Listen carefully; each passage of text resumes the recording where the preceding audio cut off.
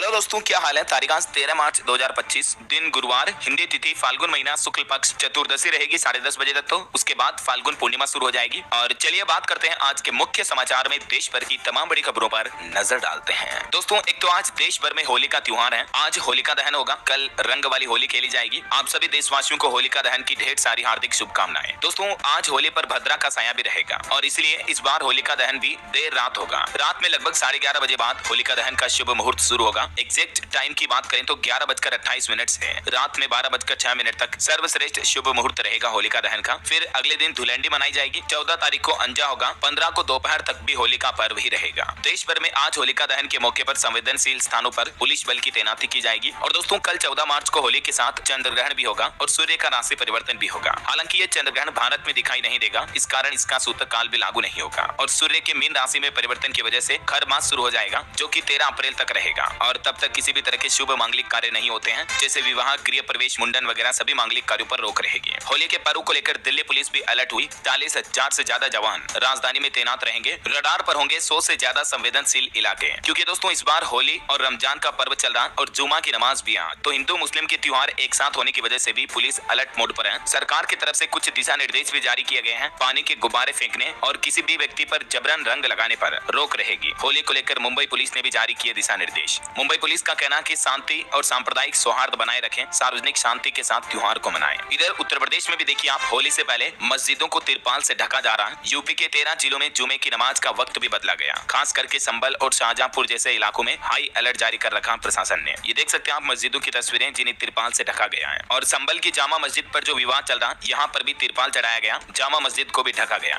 खास करके यहाँ पर भी पुलिस प्रशासन अलर्ट मोड पर है। जामा मस्जिद को लेकर दोस्तों हाईकोर्ट की तरफ से भी एक फैसला आ रहा कि संभल की जामा मस्जिद में रंगाई पुताई हो पाएगी। हालांकि हाईकोर्ट ने कहा कि सिर्फ बाहरी दीवारों पर ही रंग रोगन करें, ढांचे को किसी भी तरह का नुकसान नहीं होना चाहिए। इलाहाबाद हाईकोर्ट की तरफ से ये मंजूरी दी गई। और अभी रमजान चले तो इस दौरान मस्जिद में लाइटिंग भी करवाई जा सकती है। और बाकी दोस्तों, होली पर आप भी रंग खेलते हो तो केमिकल वाले रंगों से सावधान रहें। इस बार होली पर हल्दी फूलों से घर पर ही आप ऑर्गेनिक रंग बना सकते हैं। नेचुरल कलर से होली खेलें, ताकि आपकी स्किन त्वचा को भी नुकसान ना हो। ये देखिए, यूपी मथुरा ब्रिज में भी विधवा माताओं ने खेली होली। गोपीनाथ मंदिर में उड़ा 45 क्विंटल फूल गुलाल। महिलाओं के साथ कई विदेशी लोग भी होली के त्योहार में झूम उठे। और आज होली पर देश भर में मौसम कैसा रहेगा, इसकी भी जानकारी मैं आपको आगे मौसम समाचार में बताऊंगा। आईएमडी की तरफ से अलर्ट जारी किया गया है। और दिल्ली में भी देखिए, होली के दिन दोपहर बाद शुरू होगी मेट्रो सेवाएं। नवी मुंबई में भी मेट्रो सेवा सुबह के समय बंद रहेगी। दोपहर 2:30 बजे बाद मेट्रो की सर्विस शुरू होगी। तो ये कुछ होली के त्योहार का माहौल चल रहा। ध्यान रहे दोस्तों, कहीं पर भी हिंदू मुस्लिम भाई लोग झगड़ा ना करें। सभी धर्मों के लोग एक दूसरे के त्योहार का सम्मान करें। शांति सौहार्द के साथ मिलजुल कर त्योहारी खुशियों को मनाएं। और आप सभी देशवासियों को भी होली और रमजान पर्व की ढेर सारी हार्दिक बधाई, शुभकामनाएं। चलिए आगे बढ़ते हैं अपन खबरों में। देखिए बड़ी खबर, भारत में बिना वैध पासपोर्ट घुसने पर अब 5 साल तक की जेल होगी। लोकसभा में सरकार की तरफ से नया इमिग्रेशन बिल पेश किया गया है। और इस बिल में यह भी प्रावधान है, जो विदेशी नागरिक अगर भारत के लिए खतरा होगा तो उसे अब हमारे देश में एंट्री ही नहीं मिलेगी। और अगर कोई भारत में अवैध तरीके से घुसता है, घुसपैठ की कोशिश करता है, तो 5 साल तक की जेल की सजा और 5 लाख रुपए का जुर्माने का प्रावधान भी इस नए बिल में रखा गया है। आवर्जन और विदेशियों से जुड़ा नया बिल लोकसभा में पेश हुआ। इस इमिग्रेशन एंड फॉरेनर्स बिल 2025 के कुछ और प्रावधान आप देख सकते हैं स्क्रीन पर। चलिए बड़ी खबर देखिए, प्रधानमंत्री नरेंद्र मोदी ने मॉरिशस में भारतीयों को संबोधित किया और कहा कि हमारे लिए मॉरिशस एक परिवार जैसा है। संकट के समय भारत हमेशा साथ खड़ा रहा है। पीएम मोदी अभी 2 दिन के मॉरिशस दौरे पर हैं। बीते दिन उन्हें वहां का सर्वोच्च नागरिक सम्मान भी दिया गया। वहां के राष्ट्रीय दिवस समारोह में भी वो मुख्य अतिथि के रूप में शामिल हुए। और मॉरिशस का नया संसद भवन बनाने में भी भारत ने मदद करने की घोषणा की है। पीएम मोदी ने कहा कि मॉरिशस में संसद की जो नई बिल्डिंग बनाई जाएगी, उसमें हमारा देश भारत भी सहयोग करेगा। पीएम बोले कि मदर ऑफ डेमोक्रेसी की ओर से मॉरिशस को ये भेंट होगी। और भी दोस्तों, पीएम के इस दौरे के दौरान भारत मॉरिशस के बीच साझेदारी को लेकर उन्नत रणनीतिक साझेदारी दर्जा देने पर भी सहमति बनी है। भारत और मॉरिशस के बीच कई और अहम समझौते भी हुए हैं। पीएम ने ग्लोबल साउथ के लिए भी पेश किया नया दृष्टिकोण। और पीएम को जो ये मॉरिशस का सर्वोच्च नागरिक सम्मान मिला, ये पीएम का 21वां अंतर्राष्ट्रीय पुरस्कार रहा है, जो कि उन्हें दुनिया भर के अलग अलग देशों से मिल चुके हैं। मॉरिशस में अटल बिहारी वाजपेयी लोक सेवा एवं नवाचार संस्थान का भी दोनों देशों के प्रधानमंत्री ने संयुक्त रूप से उद्घाटन किया। चलिए आगे बढ़ते हैं अपन खबरों में। देखिए बड़ी खबर, एक सर्वे सामने आ रहा कि देश के 37% भारतीय लोग धोखाधड़ी के लिए बैंकों को जिम्मेदार मानते हैं। और सर्वे में 66% ग्राहकों ने ये मांग की है कि ठगी होने पर बैंक उनका पैसा वापस लौटाए। एक अमेरिकी स्थित वैश्विक एनालिटिक्स सॉफ्टवेयर कंपनी FICO की तरफ से ये सर्वे रिपोर्ट पेश की गई, भारत में बढ़ रहे साइबर क्राइम को लेकर। वैसे साइबर क्राइम पर रोक लगाने के लिए भी सरकार ने कड़ी चेतावनी जारी की। कहा कि ऑनलाइन ठगी करने वाले लोग अब सावधान रहें, क्योंकि सरकार ने एक नया AI सिस्टम डेवलप किया है, जो कि अब फर्जी दस्तावेजों यानी फर्जी डॉक्यूमेंट पर इश्यू हुए सिम कार्ड को पकड़ेगा। ये एक स्वदेशी आर्टिफिशियल इंटेलिजेंस मॉडल डेवलप किया है भारत सरकार ने। फिशिंग और कई तरह के साइबर साइबर क्राइम हमले के जरिए ठगों द्वारा लोगों के जो बैंकिंग पासवर्ड, उनका नाम, बैंक खाता, क्रेडिट कार्ड नंबर, अन्य जानकारी चुराए जाने का प्रयास किया जाता है ईमेल, टेक्स्ट मैसेज या फोन कॉल के जरिए। तो ऐसे अपराधियों को अब पकड़ना और भी आसान होगा सरकार के इस नए सिस्टम के जरिए, है ना। चलिए बड़ी खबर देखिए, इंडसइंड बैंक प्रकरण के बाद अब भारतीय रिजर्व बैंक आरबीआई देश के दूसरे बैंक खातों पर भी नजर रख रहा है। मीडिया रिपोर्ट्स में यह बड़ा दावा किया जा रहा है दोस्तों कि आरबीआई अब दूसरे बैंकों के डेरिवेटिव पोर्टफोलियो की भी जांच शुरू कर चुका है, क्योंकि अभी हाल ही में इंडसइंड बैंक के डेरिवेटिव अकाउंट्स में काफी बड़ी गड़बड़ देखी गई थी। उसके बाद एक ही दिन में इंडसइंड बैंक के शेयर 28% तक गिर गए। यस बैंक की तरह बैंकिंग क्राइसिस याद आ गया लोगों को, काफी नुकसान हुआ इंडसइंड बैंक के इन्वेस्टर्स को, शेयर धारकों को भी। तो कहीं ऐसे गड़बड़ घोटाले देश के दूसरे बैंकों में भी तो नहीं हो रहे। इस बात की जांच के लिए अब आरबीआई ने सभी बैंकों पर कड़ी नजर रखना शुरू कर दिया है। और इस इंडसइंड बैंक की घटना के बाद कई लोगों को लग रहा है कि अगर उनका बैंक में खाता है तो कहीं उनका पैसा डूब तो नहीं जाएगा। तो दोस्तों, जहां तक बात करें आरबीआई की क्रेडिट गारंटी स्कीम के बारे में, तो बैंक में जमा रकम पर आपको reserve bank of India RBI insurance cover देता है, लेकिन ये कवर फिलहाल 5 लाख रुपए तक की गारंटी के रूप में मिलता है। लेकिन सरकार इस क्रेडिट गारंटी राशि को बढ़ाकर 12 लाख रुपए करने का प्रस्ताव भी दिया है। हालांकि ये नियम अभी लागू नहीं हुआ, अभी तक सिर्फ 5 लाख रुपए तक का ही इंश्योर्ड कवर मिलता है। समझ रहे हो? मैं आपको एक एग्जांपल से समझाता हूँ। मान लीजिए आपका इंडसइंड बैंक में खाता है और ये बैंक अगर डूब जाता, दिवालिया घोषित हो जाता, बंद हो जाता है, ठीक है, आपके बैंक खाते में 5 लाख रुपए तक पड़े थे, तब तो आपको पूरे पैसे मिल जाएंगे। अगर आपके बैंक खाते में 7 लाख जमा थे, तब भी आपको 5 लाख तो मिल जाएंगे। बाकी के 2 लाख बैंक की एसेट्स के अकॉर्डिंग आपको दिए जाएंगे, और वो ना भी मिले उनकी कोई गारंटी नहीं है। लेकिन आपके बैंक खाते में मान लो 3 लाख पड़े तो आपको पूरे पैसे मिल जाएंगे। 5 लाख तक भी पड़े हैं तब भी आपको पूरे पैसे मिल जाएंगे। तो इस लिमिट गारंटी को भी सरकार बढ़ाकर 12 लाख रुपए करने का प्लान कर रही है, ठीक है ना। ये क्रेडिट गारंटी स्कीम क्या है? DICGC एक्ट के तहत ये आरबीआई आपको इंश्योर्ड रकम देता है। और वैसे बैंकिंग फ्रॉड पर एक और बड़ी खबर आ रही है कि न्यू इंडिया कोऑपरेटिव बैंक के पूर्व मैनेजर का भी पॉलीग्राफ टेस्ट होगा। हितेश मेहता पर 122 करोड़ रुपए के गबन का आरोप है। बैंक में अभी फिलहाल डिपॉजिट और विड्रॉल पर भी रोक है ना। चलिए अगला अपडेट देखिए, एक रिपोर्ट सामने आ रही है कि भारत के रियल एस्टेट डेवलपर्स के लिए 62,000 करोड़ रुपए के निवेश के अवसर खुले हैं। रियल एस्टेट मार्केट में अच्छी बूस्टअप मिल सकती है। और वही खबर है दोस्तों, यूएस स्टील टैरिफ मामले के बाद भारत ने घरेलू निर्माताओं के हितों को भी ध्यान में रख करके कई बड़े कदम उठाए हैं। जो अमेरिका ने अभी हाल ही में भारी भरकम टैरिफ लगाने की घोषणा की थी ना, तो उसके बाद केंद्र सरकार ने ये प्लान किया है ताकि स्टील इंडस्ट्री को बूस्टअप मिल सके। वैसे निफ्टी मेटल इंडेक्स में भी गिरावट आई। स्टील और एल्यूमिनियम पर अमेरिकी टैरिफ लागू होने का असर दिखने लगा है। और भारत में क्रूज पर्यटन पर भी एक रिपोर्ट आ रही दोस्तों कि भारतीय क्रूज पर्यटन में सालाना आधार पर 35% तक की बढ़ोतरी दर्ज हुई है। चलिए अगली बड़ी खबर देखिए, डिजिटल अरेस्ट के मामलों में 83,600 व्हाट्सएप अकाउंट को बंद किया गया। गृह मंत्रालय की तरफ से संसद में इस बात की जानकारी दी गई और सरकार ने कहा कि लगभग 13.5 लाख शिकायतों से 4,386 करोड़ का नुकसान बचाया है लोगों का।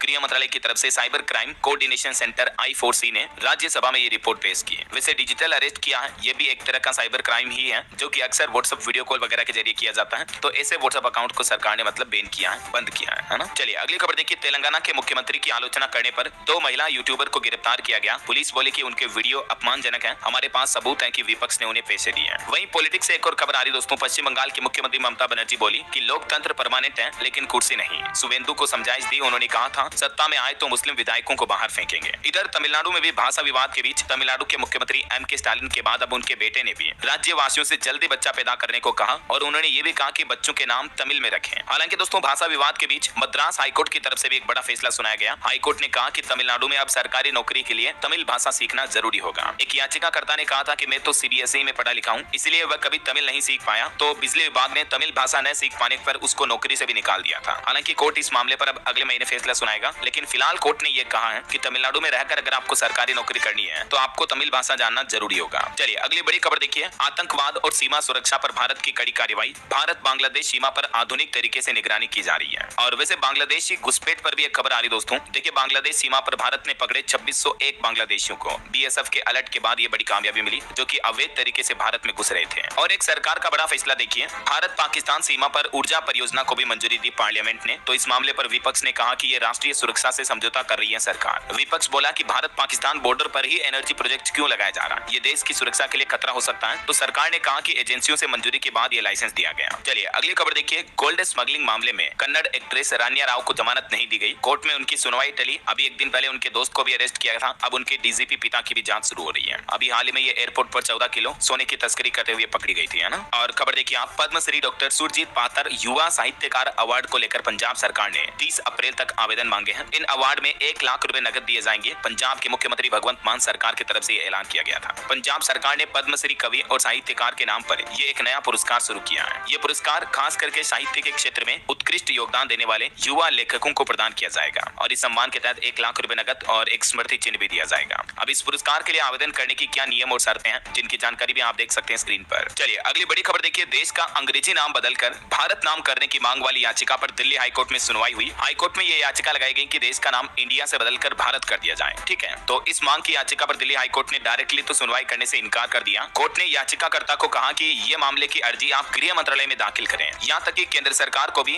याचिकाकर्ता द्वारा दिए गए अनुरोध पर हाईकोर्ट ने जल्द से जल्द निर्णय लेने को कहा है। और इससे पहले आपको बताऊंगा सुप्रीम कोर्ट भी इस तरह की याचिका पर सुनवाई करने से इनकार कर चुका है। तो कहने का मतलब ये है कि अब ये अंतिम फैसला लेना केंद्र सरकार के गृह मंत्रालय के ही हाथ में रखा है कोर्ट ने, है ना। चलिए अगली बड़ी देखिए, एक आम आदमी के लिए काम की खबर है। अब अगर आप प्लाईवुड या लकड़ी खरीदते हो तो एक चीज देखना जरूरी होगा। केंद्र सरकार की तरफ से एक नया ऑर्डर जारी किया गया। नए नियम के मुताबिक लकड़ी पर असली ISI मार्क अनिवार्य होगा, यानी कि अब शीशम, सागवान और आम कटहल जैसे नामों तक ही अच्छी लकड़ी की पहचान सीमित नहीं रहेगी, बल्कि प्लाईवुड, दरवाजे, अलमीरा, मेज, block, board, Sunmica, fibre board सभी पर ISI मार्क लगाना अनिवार्य होगा। केंद्र सरकार की तरफ से ये ऑर्डर जारी किया गया। इस आदेश के मुताबिक देख सकते हैं आप कि इन चीजों पर ISI मार्क होना ही चाहिए, वरना अब ये बिना ISI मार्क के चीजें मार्केट में नहीं बिक पाएगी। सरकार का भी कहना है कि हम राज्यों के सभी कारखानों में जाकर BIS सर्टिफिकेशन की जानकारी निर्माताओं और कर्मचारियों को दे रहे हैं, ताकि उनको इन बातों का पता रहे कि सरकार द्वारा ये नए नियम लागू कर दिए गए हैं। ऐसे में दोस्तों अब अगर आप अपने घर में फर्नीचर वगैरह बनाने के लिए लकड़ी, प्लाई वगैरह खरीदते हो तो कौन सी लकड़ी अच्छी रहेगी, ये कैसे पहचान पाओगे? तो लकड़ी खरीदते समय इन बातों का जरूर ध्यान रखें। लाइसेंसधारी कारोबारी से ही खरीदें। गुणवत्ता की जांच के लिए ISI मार्क अवश्य देख लें, ताकि कोई आपसे नकली या डुप्लीकेट लकड़ी के ज्यादा पैसे ना ले पाए। एक PIB फैक्ट चेक देखिए दोस्तों, सोशल मीडिया पर कई जगहों पर ये दावे किए जा रहे हैं कि 350 रुपए के नए नोट मार्केट में आने वाले हैं और ऐसे नोटों के एडिटेड फोटो भी शेयर किए जा रहे हैं। तो ये दावे बिल्कुल भ्रामक और गलत हैं। आप इन दावों में ना आए, RBI का ऐसा कोई प्लान नहीं है। ठीक है, चलिए अगली खबर आ रही है। देश की राष्ट्रपति द्रौपदी मुर्मू 24 तारीख को और प्रधानमंत्री नरेंद्र मोदी 30 तारीख को छत्तीसगढ़ का दौरा करेंगे।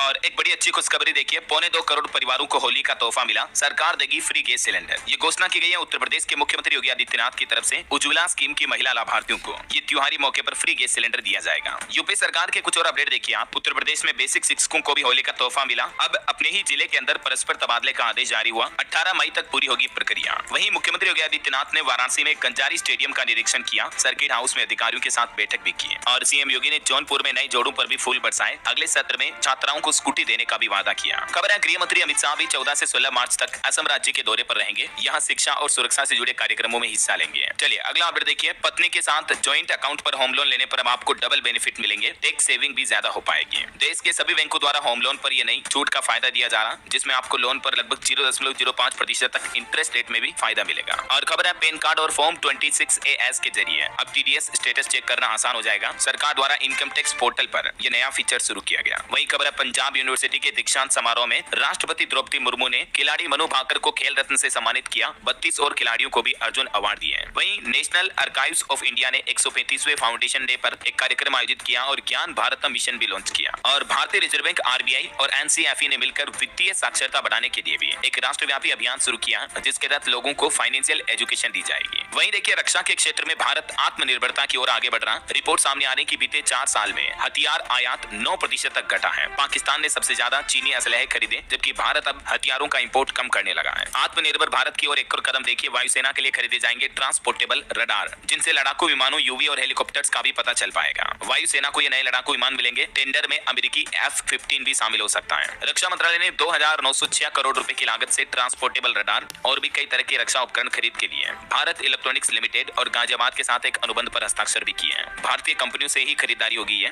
तो आत्मनिर्भर भारत को बढ़ावा मिलेगा ना। और भारत ने एक और नई मिसाइल का भी परीक्षण किया है, एस्ट्रा नाम से। तेजस विमान से इसका सफल परीक्षण हुआ। ये मिसाइल की खास बात यह है कि अगर टारगेट नजर में नहीं भी आ रहा, तब भी ये मिसाइल उसको हिट कर सकती है। मतलब अंतरिक्ष में 100 किलोमीटर दूर टारगेट को भी, है ना। चलिए खबर देखिए, हरियाणा के मुख्यमंत्री नायब सिंह सैनी का बड़ा ऐलान। वक्फ बोर्ड को दी गई जमीन की जांच कराएगी सरकार, कमेटी बनाने की भी घोषणा की है। वहीं खबर है सरकार का प्लान, GST दरें कम लागू होने से खपत और रोजगार में बढ़ोतरी होगी। तंबाकू उत्पादों पर 35% का नया GST स्लैब लाने की भी संभावना है। खबर है मुख्यमंत्री योगी आदित्यनाथ की सख्ती के बाद लोगों को राहत मिली। अब 6 घंटे ही बंद रहेगा यूपी लखनऊ एयरपोर्ट पर विमानों का संचालन। वहीं बड़ी खबर आ रही, उत्तर प्रदेश में अब नहीं बिकेंगे 10 से 25 हजार रुपए तक के स्टाम्प पेपर। स्टाम्प एवं रजिस्ट्रेशन विभाग की तरफ से नई अधिसूचना भी जारी की गई। ई स्टाम्प को बढ़ावा दिया जाएगा अब इनकी जगह। और यूपी प्रयागराज के लोगों के लिए भी खुशखबरी आई है। संगम पर 100 करोड़ की लागत से बनेगा 2 किलोमीटर लंबा रोपवे। जल्दी इस पर कार्य भी शुरू हो जाएगा। वहीं दोस्तों यूपी PCL बिजली कर्मचारियों को बड़ा झटका लगा। पहले से निर्धारित विद्युत शुल्क बंद होगा। घरों में नए स्मार्ट मीटर भी लगाए जा रहे हैं और इस पर काम भी शुरू हो चुका है। और यूपी में प्रदूषण पर भी एक रिपोर्ट सामने आ रही है कि ग्रेटर नोएडा विश्व का 18वां और नोएडा विश्व का 22वां सबसे प्रदूषित शहर बना। और खबर है होली के दिन ग्रेटर नोएडा में 3 बार होगी पानी की सप्लाई। प्रशासन की तरफ से समय की डिटेल भी जारी की गई है।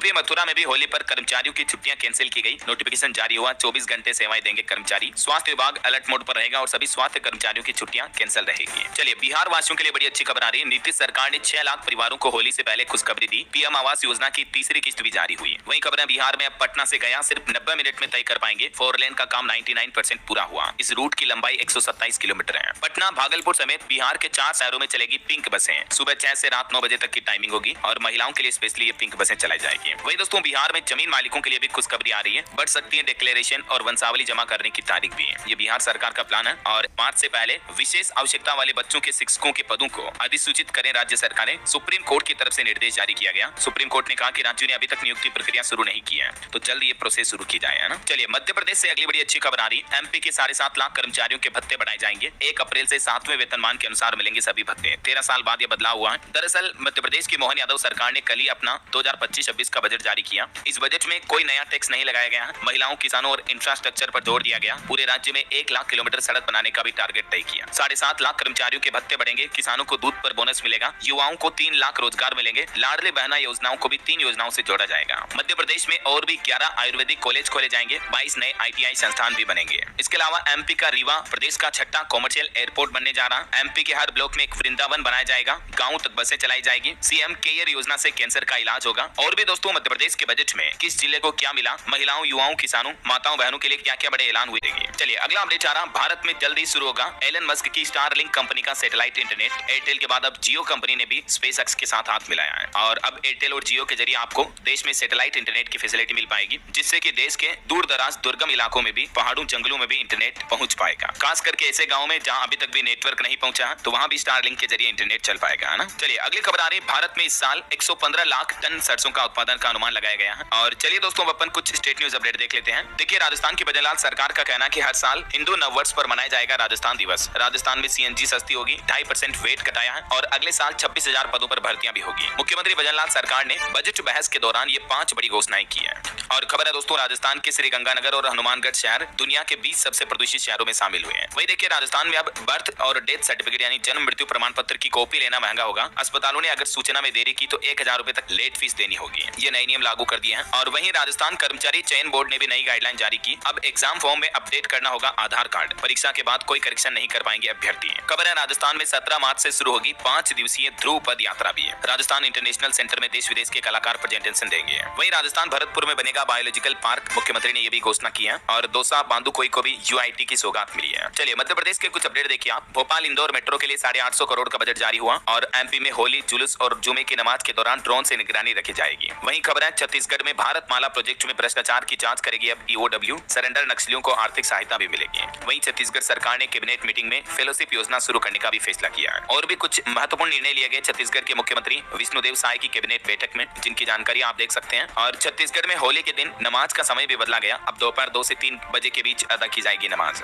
और खबर देखिए उत्तर प्रदेश में 16 मार्च को भाजपा जिलाध्यक्ष घोषित होंगे, चुनाव प्रभारी करेंगे ऐलान। वही देखिए बिहार में यातायात नियम तोड़ने वालों पर कड़ी कार्रवाई की गई। अप्रैल से लेकर अब तक 2428 ड्राइविंग लाइसेंस भी निलंबित किए गए। और भारत के लिए बड़े गर्व की बात है, बैंकॉक में देखिए भारत की IAS सोनल गोयल को मिला सम्मान। Empowerment and development women award से उनको नवाजा गया। खबर है पंजाब सरकार ने विजन 2047 की रिपोर्ट जारी की। फसल विविधीकरण में AI के प्रयोग पर भी जोर दिया। और पंजाब सरकार का एक बड़ा एक्शन देखिए, होशियारपुर के DO को सस्पेंड कर दिया और भी 5 PCS और 3 IAS अधिकारियों का ट्रांसफर किया गया। और हिमाचल प्रदेश में देखिए पटवारी कानूनगो की हड़ताल 16वें दिन खत्म हुई। अब आज से ही वो काम पर लौटेंगे। सरकार और उनके बीच सहमति बनी। वही खबर है हिमाचल के सरकारी स्कूलों में अब मैजिक शो दिखाने पर रोक लगा दी गई। शिक्षा मंत्री ने अधिकारियों से जवाब भी मांगा, क्योंकि कई तरह के शो से अंधविश्वास को बढ़ावा मिलता है। खबर है हिमाचल के 4 जिलों में अग्निवीर भर्ती शुरू हुई। 10 अप्रैल तक आवेदन कर सकते हैं युवा। और खबर है गुजरात के 150 शहरों में मनाई जाएगी सरदार वल्लभ भाई पटेल की 150वीं जयंती। स्टेच्यू ऑफ यूनिटी पर राष्ट्रीय स्तर का महासम्मेलन भी आयोजित होगा। और वही देखिए आसाराम बापू ने अंतरिम जमानत बढ़ाने की याचिका लगाई। अब गुजरात हाईकोर्ट ने सरकार से जवाब मांगा। ओके और चलिए दोस्तों कुछ एजुकेशनल खबरें देख लेते हैं। देखिए सरकारी नौकरी पर अपडेट है। राजस्थान में ग्रुप डी के 52,000 से ज्यादा पदों पर भर्ती का ऐलान हुआ। आवेदन 21 मार्च से शुरू होंगे। और झारखंड में भी देखिए अब सिपाही भर्ती में अभ्यर्थियों को 10 किलोमीटर नहीं दौड़ना पड़ेगा। इसकी बजाय सिर्फ 1600 मीटर यानी लगभग 1.5 किलोमीटर ही दौड़ रहेगी। बिहार में भी 19,838 पदों पर भर्ती का नोटिफिकेशन जारी हुआ। इसकी लास्ट डेट 18 अप्रैल रहेगी। 18 मार्च से आवेदन शुरू होंगे। चलिए एजुकेशन के बाद अगली बड़ी खबर देखिए। डोनाल्ड ट्रंप का बड़ा फैसला, कनाडा पर बढ़ाया टैरिफ। स्टील और एल्यूमिनियम इंपोर्ट पर 25 की बजाय अब 50% टैरिफ शुल्क लगेगा। वही देखिए ब्लैकस्टोन के CEO ने भारत को बताया सबसे बड़ा परफॉर्मिंग मार्केट। मोदी और ट्रंप की मुलाकात पर भी उन्होंने शानदार शुरुआत बताई। नहीं। और भारत अमेरिकी शराब पर लगातार 150% टैरिफ, व्हाइट हाउस की तरफ से ये भी बयान आया, कहा कि ये मददगार नहीं है। ओके, और चलिए दोस्तों अंत में आज के राशिफल पर नजर डाल लेते हैं। देखिए, वृश्चिक राशि के नौकरी पेशा लोगों को सफलता मिलने के योग है। कुंभ राशि वालों का भी रुका काम पूरा हो सकता है। और भी कुछ अलग अलग राशियों का राशिफल आप देख सकते हैं स्क्रीन पर। और हाँ दोस्तों, आप मुझे कमेंट करके बताइए कि भारत के किस IAS को बैंकॉक में वुमेन एम्पावरमेंट के लिए अवार्ड दिया गया। इनका नाम क्या है कमेंट में लिखना आपको। साथ ही इस वीडियो को लाइक और शेयर करना